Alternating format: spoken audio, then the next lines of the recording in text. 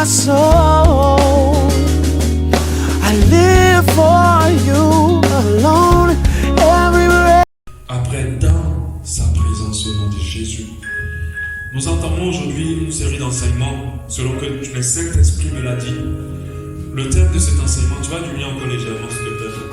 Le thème de cet enseignement c'est la foi seule ne suffit pas. La foi seule ne suffit pas. Alléluia. Ce thème n'est pas une pensée qui émane de moi. Ce thème n'est pas une réflexion personnelle. Alléluia. C'est simplement un thème qui est issu d'un verset biblique. Alléluia. 2 Pierre 1, à partir du verset 3, nous allons le lire ensemble. 2 Pierre 1, à partir du verset 3.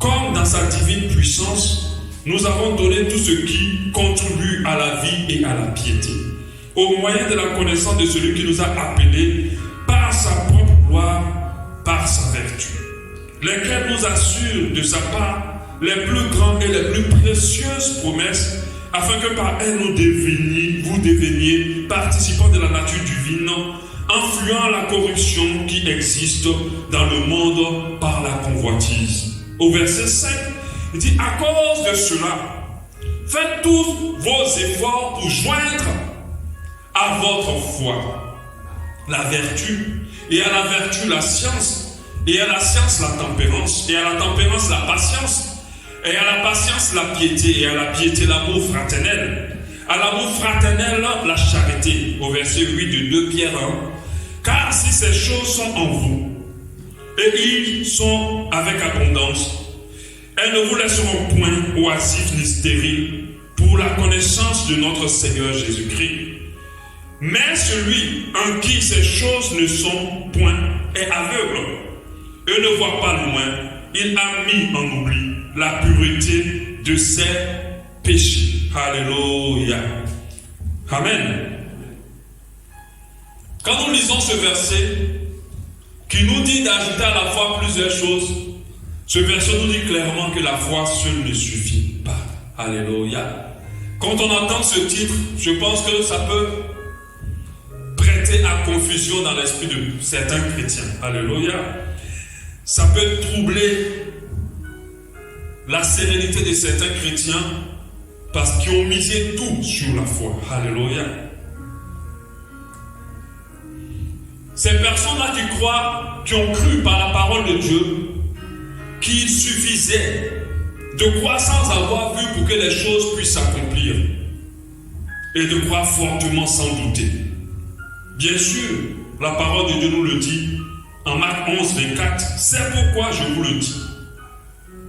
Tout ce que vous demanderez en priant, croyez que vous l'ayez reçu et vous le verrez s'accomplir.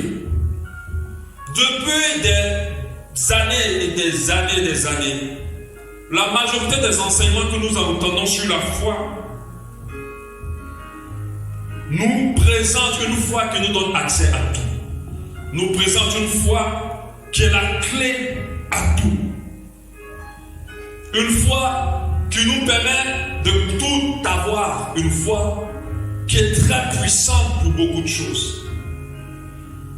Et entendre ce soir que la foi seule ne suffit pas, ça peut mener à poser des questions.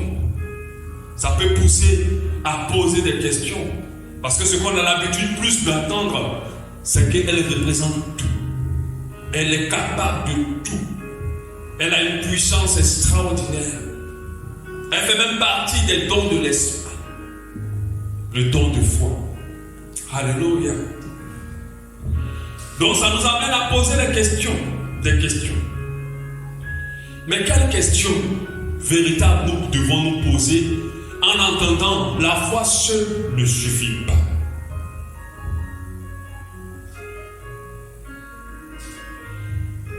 Alléluia. Généralement, on se dira, pourquoi la foi seule ne suffit pas?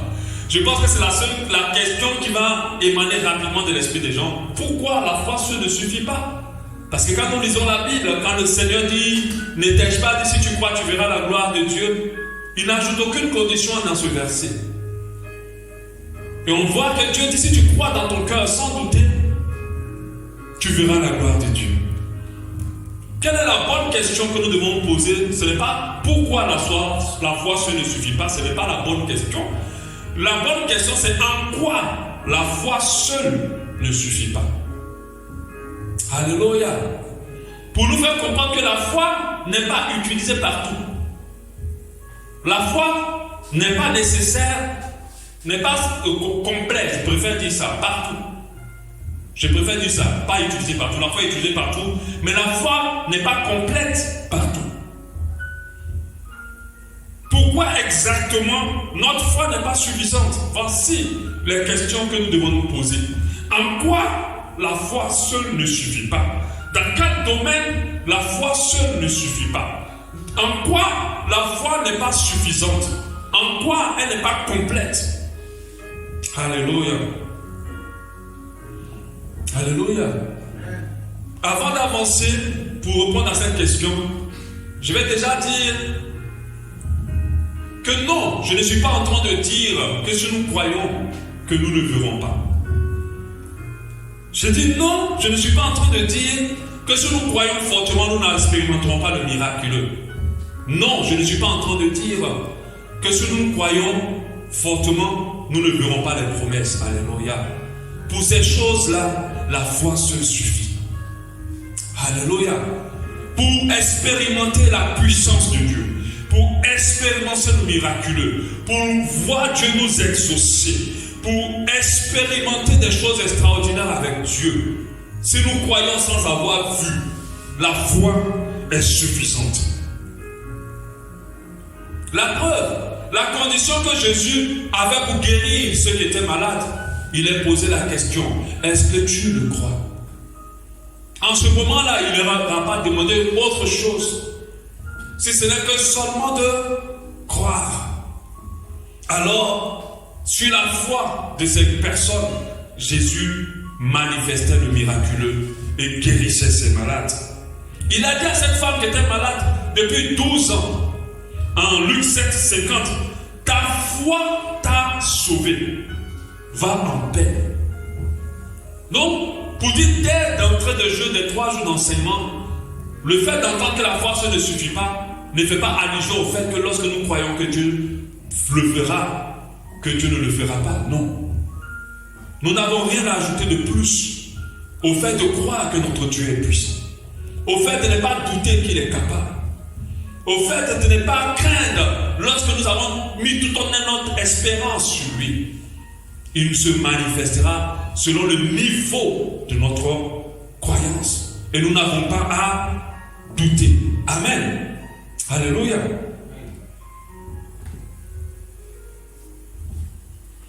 La parole de Dieu dit que Jésus a juste besoin de notre foi pour se manifester.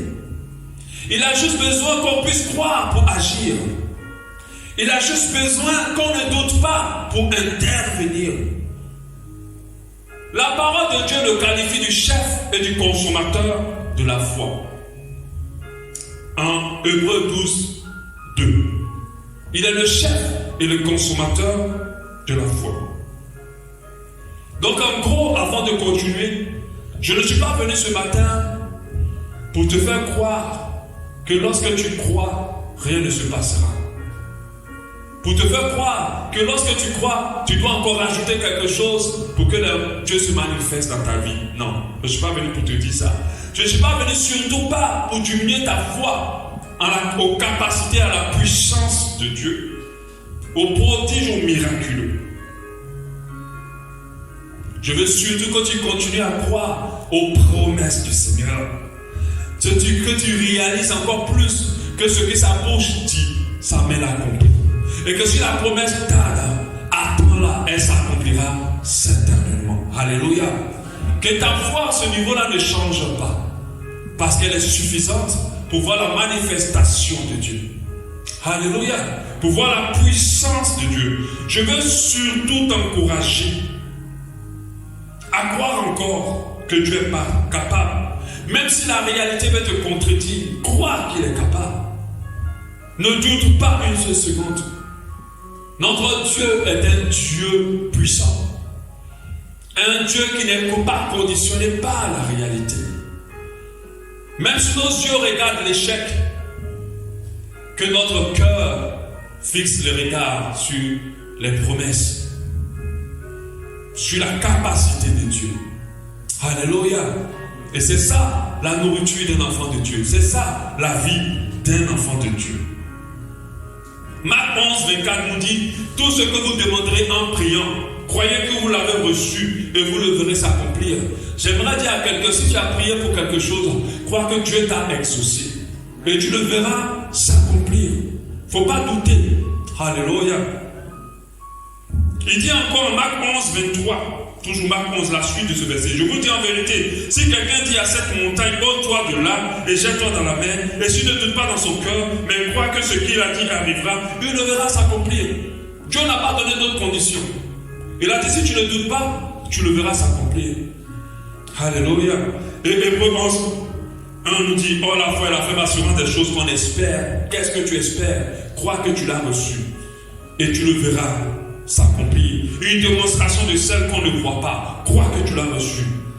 Et il dit à quelqu'un ce soir en Jean 11, 40, n'ai-je pas dit, si tu crois, tu verras la gloire de Dieu. N'ai-je pas dit que si tu crois, tu verras la gloire de Dieu. Ces versets sont vrais depuis qu'ils ont été écrits et ils sont vrais encore aujourd'hui. Alléluia. Et moi j'y crois fermement. Alléluia. Revenons à notre question. En quoi alors la foi seule ne suffit-elle pas? En quoi alors la foi ne suffit pas? Amen. Parce que quand nous relisons ce verset de 2 Pierre 1, 3 à 9, nous comprenons que croire en Dieu, avoir la foi, est une bonne chose. Mais elle n'est pas suffisante. Parce que ce passage nous demande de faire tous nos efforts pour ajouter à notre foi. De faire tous nos efforts pour ajouter à notre foi et une liste d'éléments. Quand nous lisons votre version, il dit faites tous vos efforts pour enrichir votre foi de. Quand on lit notre version encore, il dit faites tous vos efforts pour joindre à votre foi ci et ça et ça. Et ensuite, dans notre version dit joignez à votre foi ci et ça et ça. Alléluia. Donc pour quelle raison la parole de Dieu nous demande d'ajouter à notre foi la vertu? Alléluia. Et à la vertu, pas à la foi, hein? Pas à la foi. Et à la vertu d'ajouter la science. Et à la science d'ajouter la tempérance. Et à la tempérance d'ajouter la patience. Et à la patience d'ajouter la piété. Et à la piété d'ajouter l'amour fraternel. Et à l'amour fraternel d'ajouter la charité. Avant d'utiliser ces 7 compléments de la foi, nous allons d'abord comprendre en quoi la foi seule ne suffit pas. Ou pourquoi nous devons ajouter ces choses-là à notre foi. Alléluia. Et c'est pour cela que nous sommes là. Parce que beaucoup se disent, je crois en Dieu. C'est bon, c'est suffisant. Je sais qu'il existe. Je travaille à l'église. Je sais le Seigneur. Et puis pour eux c'est suffisant. Non, la Bible dit cette foi-là seule ne suffit pas. Et nous allons comprendre en quoi elle n'est pas suffisante. Quand nous réalisons ce passage de 2 Pierre 1, de 3 à 9, nous trouvons là 3 raisons. Mais nous devons déjà comprendre que ces 7 compléments à la fois forment avec la foi un tout. Ça veut dire que ces compléments sans la foi ne sont rien. La foi sans ces compléments n'est pas suffisante. Former un tout dans la vie de l'enfant de Dieu, dans la vie du chrétien. Alléluia. Nous devons comprendre aussi que ces 7 compléments sont comme des maillons d'une même chaîne. Alléluia. Leur absence peut créer des conséquences dramatiques dans la vie d'un enfant de Dieu. Et surtout quand le chrétien veut avoir une vie victorieuse. S'absence de ces 7 compléments. Donc quelle est la raison pour laquelle la foi seule ne suffit pas. Quand on lit le départ de verset, on comprend en 2 Pierre 1:3, comme sa divine puissance nous a donné tout ce qui contribue à la vie et à la piété, au moyen de la connaissance de celui qui nous a appelés par sa propre gloire pour sa vertu et par sa vertu, lequel nous assure de sa part les plus grandes et les plus précieuses promesses. Amen. Afin que par elle vous deveniez participants de la nature divine, en fuyant la corruption qui existe dans le monde par la convoitise, participants de la nature divine. Lorsqu'on lit la suite des versets, on a 3 éléments qui sont mis en exergue qui montrent que la foi seule ne suffit pas. Le fait de croire en Dieu, le fait de servir Dieu, le fait d'être dans la maison de Dieu, le fait de naître d'une famille chrétienne, le fait d'être chrétien, ce n'est pas suffisant. Alléluia. Quand on évangélise des gens, ils disent, moi je suis chrétien, je crois en Dieu. Quand vous voyez des gens qui font le service dans l'église, oui, je sais Dieu depuis des années. D'autres, je me suis baptisé et confirmé. Oui, tu crois en Dieu, c'est une bonne chose. La parole de Dieu dit, les démons même croient en Dieu. Elle le dit dans le livre de Jacques. Et puis, ils tremblent même plus que toi. Donc, ça vous dit que la foi seule, le fait de croire, parce que la foi c'est quoi? C'est de croire en ce qu'on n'a jamais vu. Et d'y mettre sa confiance complètement. Même ceux qui ne prient pas, même la prostituée avant d'aller en clientèle, elle dit, Seigneur Dieu, bénis ma soirée afin que je gagne beaucoup de clients. Et elle croit. Et quand il va, et quand elle gagne beaucoup de clients, quand on dit qu'elle est conséquente, ah c'est Dieu. Amen. Si on restait sur seulement la foi, je vous assure, il y a beaucoup de personnes qui sont parfaites pour Dieu. Même nous-mêmes qui sommes dans la maison de Dieu, des fois notre croyance en Dieu est faillible, est fragile. Mais il y a des gens qui ne sont même pas dedans, qui croient Dieu comme fer. Mais des fois leur croyance est dans la superstition. Quand nous lisons la suite du verset, nous avons 3 éléments que le verset nous demande de mettre en pratique pour que notre foi soit suffisante et que nous ayons une vie chrétienne qui glorifie Dieu, une vie chrétienne excellente, une bonne marche chrétienne, que nous puissions participer à la nature divine de Dieu. Alléluia. Le premier point, c'est tout dans le verset 2 Pierre au verset 8, dit, car si ces choses sont en vous, c'est-à-dire tous les éléments qu'il a cités sont en vous, et ils sont avec abondance, elles ne vous laisseront point oisifs. Donc, 3 éléments importants pour lesquels la foi seule ne suffit pas. 3 éléments importants pour lesquels plutôt nous devons ajouter les 7 éléments dans nos vies.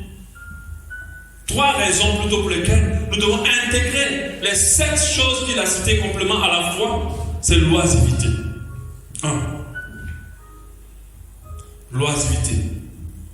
Tu crois en Dieu, mais si tu n'ajoutes pas ces 7 éléments à ta foi, mon frère, ma soeur, tu vas tomber dans l'oisiveté. Tu vas tomber dans l'oisiveté. Et nous savons que le pourcentage de chrétiens oisifs dans l'église, dans le corps du Christ, est de plus en plus élevé. C'est quoi l'oisiveté? L'oisiveté, dans ce cadre-là, ce n'est pas quelqu'un qui ne fait rien, mais c'est quelqu'un qui ne fait rien pour Dieu. Alléluia. Qui ne fait rien pour Dieu. Qui ne fait rien pour Dieu selon que Dieu l'ait appelé. Amen.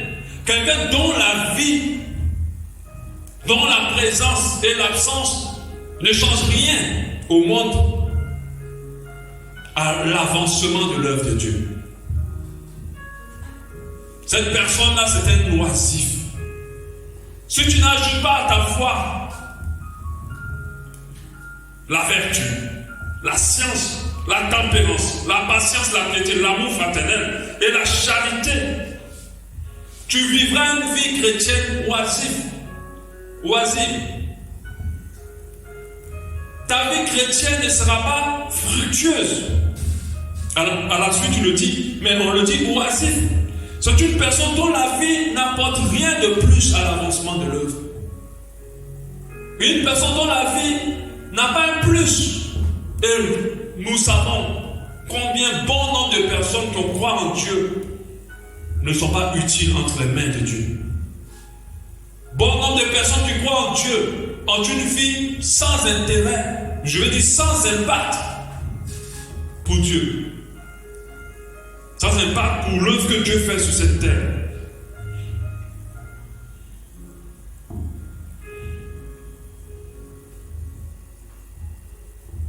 Alléluia. Nous devons comprendre que nous sommes en pèlerinage sur la terre en tant qu'enfants de Dieu. Même ceux qui ne sont pas enfants de Dieu sont aussi en pèlerinage. Nous avons été tous créés pour un but. Si nous n'ajoutons pas au fait que nous croyons à Dieu ces 7 éléments à notre foi, nous allons rentrer dans ce qu'on appelle la loisivité. Et beaucoup sont oisifs dans la maison de Dieu. Alléluia. La parole de Dieu nous dit que nous sommes en pèlerinage, que nous sommes de passage. Mais ce n'est pas un passage inutile. Ce n'est pas un passage sans impact. Notre passage sur cette terre est censé être un passage avec un impact. Parce que c'est un passage que Dieu a prévu pour un but. Et si tu n'ajoutes pas à ta foi ces 7 éléments, tu ne pourras pas. Le seul fait de croire en Dieu ne sera pas suffisant pour ne pas tomber dans l'oisiveté. Et beaucoup, aujourd'hui, au niveau de leur foi, sont à ce stade-là. Ils ne sont pas utiles à Dieu. Dieu n'arrive à rien faire avec eux pour son œuvre.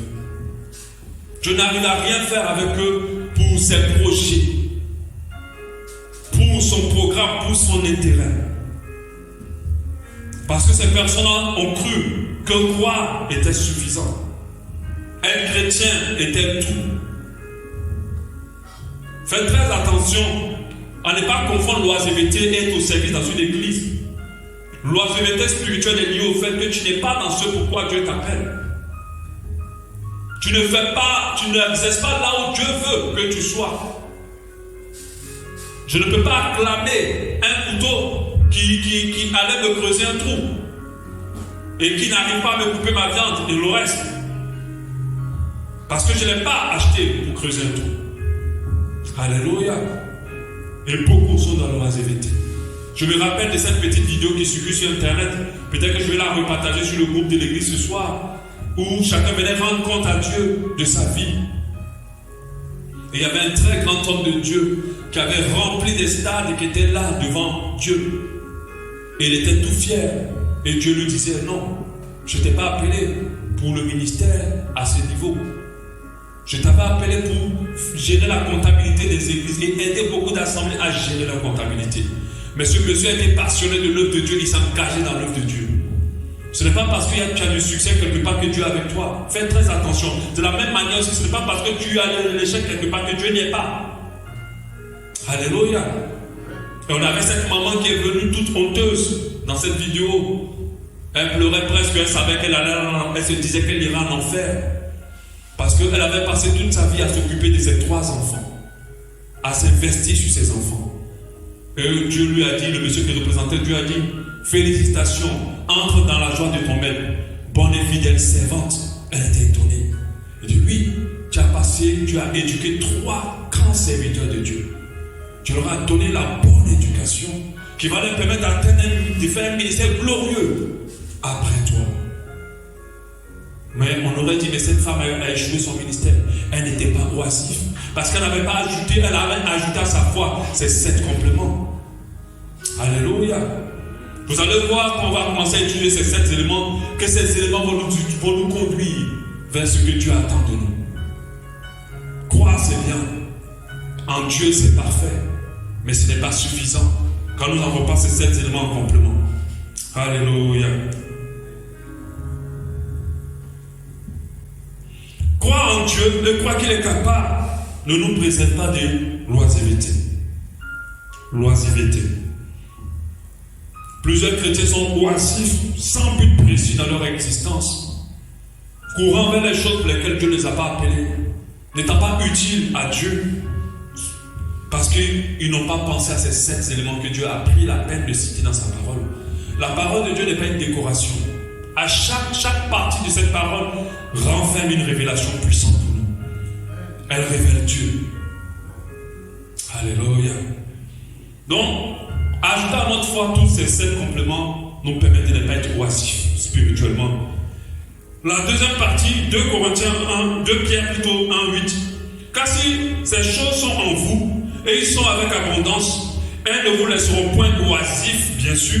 Ensuite, il dit, ni stériles pour la connaissance de notre Seigneur Jésus. Ni stériles pour la connaissance de notre Seigneur Jésus. On va finir avec la stérilité aujourd'hui et on verra la suite demain. On va certainement commencer à toucher les 7 éléments demain. Parce que ce n'est pas censé être long. Donc, croire en Dieu et ajouter ces 7 éléments, la vertu, la science, la tempérance, la patience, la piété, l'amour fraternel et la charité, va nous permettre de ne point être stérile spirituellement et de produire du fruit en abondance. Si nous croyons seulement, c'est bien, mais la foi seule ne nous amènera pas là. Alléluia. La foi seule ne suffit pas dans ce cadre-là à avoir une vie spirituelle épanouie, croissante et féconde. Parce que notre vie spirituelle, en plus d'être épanouie, doit être féconde. Nous devons avoir une vie spirituelle, une marche chrétienne féconde et non pas stérile, comme c'est le cas de beaucoup. À cause de cette erreur plutôt, plusieurs se retrouvent comme le figuier que Jésus a maudit. Ils ont la foi. Quand on les regarde, quand Dieu les regarde, il voit des gens qui croient en lui. Quand Dieu les regarde, il voit des personnes qu'il peut utiliser. Il voit des personnes sur qui il peut compter. Il voit des personnes avec qui il veut partager sa nature divine.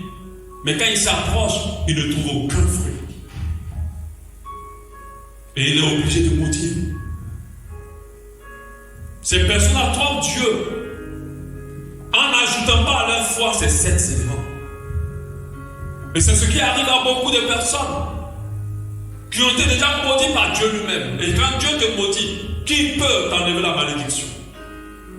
Parce qu'ils croient en Dieu. Ils ne doutent même pas une seule seconde. Mais ils n'appliquent pas la parole de Dieu de 2 Pierre 1 à partir du verset 3 jusqu'au verset 9. Ils n'appliquent pas. C'est ça le véritable chrétien que Dieu recherche. Et c'est là le véritable chrétien qui va produire du fruit. Et qui ne permettra pas au Seigneur Jésus de s'approcher de lui sans lui livrer ses fruits. Et beaucoup sont dans cette position-là, comme le figuier, tout vert, rempli de foi. Surtout la foi pour obtenir des choses extraordinaires. Même quand ils sont dans des situations les plus terribles, ils croient que Dieu va intervenir. Ils ne doutent pas. Mais en dehors de ça, à leur foi, ils n'ajoutent pas ces éléments. Alléluia. Par la foi, beaucoup sont verts, mais ils sont stériles. Ils ne produisent aucun fruit. Parce que les compléments de la foi ne sont pas dans leur vie. Il n'y a pas dans leur vie la vertu, la science, qui est aussi la connaissance, la tempérance, la patience, la piété, l'amour fraternel et la charité. Même quand il y a un, il manque de voir l'autre. Ce n'est pas une option entre ces 7 éléments. C'est comme nous savons que le chiffre et le chiffre 7 est le chiffre de la perfection. Je pense que ces 7 éléments viennent parfaire notre foi, afin de nous donner l'excellence dans notre relation avec Dieu. Et ça, il faut que nous le comprenions. Ça, il faut que nous le captons maintenant. Alléluia.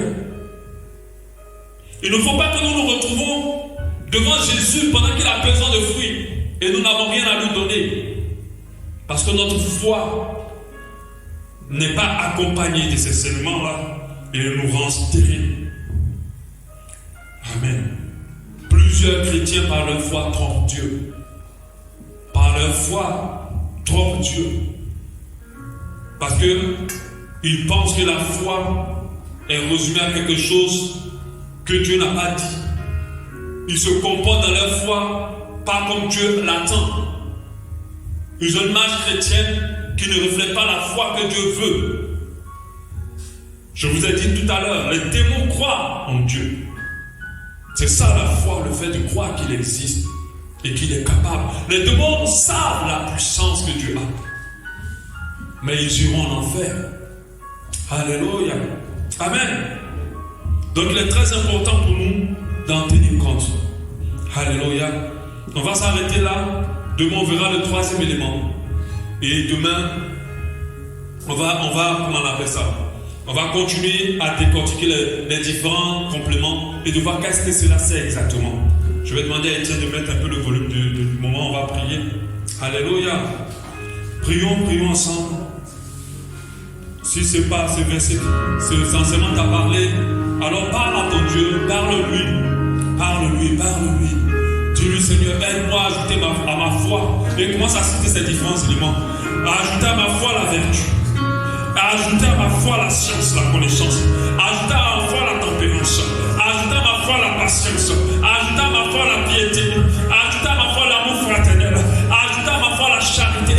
Aide-moi à ajouter à ma foi tous ces éléments. Ces éléments importants pour que je sois parfait devant toi. Ces éléments importants pour que je ne tombe pas dans la loisiveté spirituelle. Ces éléments importants pour que je ne tombe point, oh Dieu de gloire, dans la stérilité spirituelle. Je veux porter du fruit pour toi. Je vais être utile dans tes mains. Je veux t'honorer, je veux te plaire, Seigneur. Au nom de Jésus, permets cela dans ta grâce. Permets cela dans ta miséricorde. Dieu de bonté, Dieu de grâce.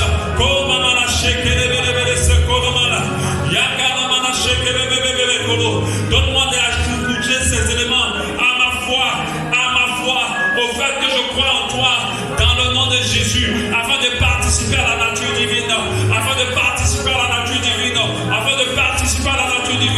au nom de Jésus, au nom de Jésus.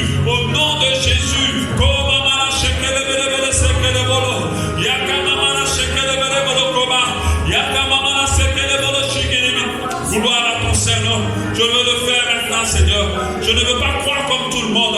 Je veux croire dans une dimension supérieure. Je ne veux pas croire comme ceux qui croient juste en toi pour les choses, Seigneur, que tu vas faire dans leur vie, Seigneur. Je crois que tu es capable de faire de miracles dans ma vie. Mais je veux avoir cette foi-là qui me permet d'être parfait devant toi et qui me permet de porter du fruit. Au nom de Jésus. Pour ne pas me permettre de ne pas être stérile dans la connaissance de Dieu, dans la connaissance de Christ. Au nom de Jésus-Christ. Merci Seigneur. Merci Seigneur. Comment la shake les bébés, comment maman. Yaka baba la shake les bébés. Yoko baba la sakala baba. Koba baba kala shake les bébés. Ikolo sakaba baba kala shake les bébés. Ikele bébé kouma maman. Hallelujah.